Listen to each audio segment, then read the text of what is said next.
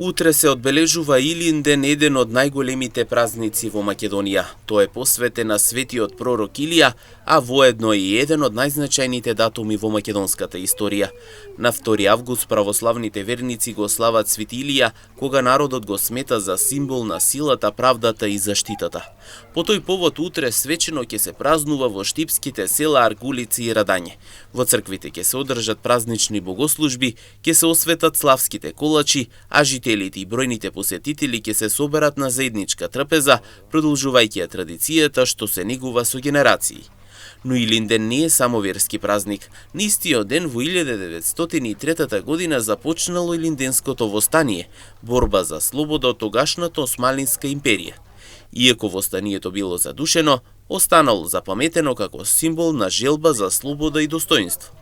41 година подоцна, повторно на 2 август во 1944 година, на првото заседание на АСНОМ беа поставени темелите на современата македонска државност. Тогаш беа донесени историски одлуки со кои беше потврден македонскиот јазик како службен јазик и беше трасиран патот на македонската држава.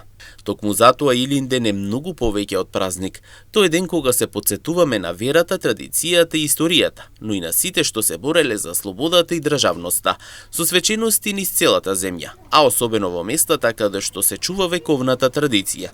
Македонија годинава ќе го одбележи Илинден, празник што станува символот на верата, слободата и националниот идентитет. Утре истовремено именден празнуваат сите оние кои што го носат името Илија, Илин, Илинка, Илина и слично. Празникот минува ден, но никогаш датум.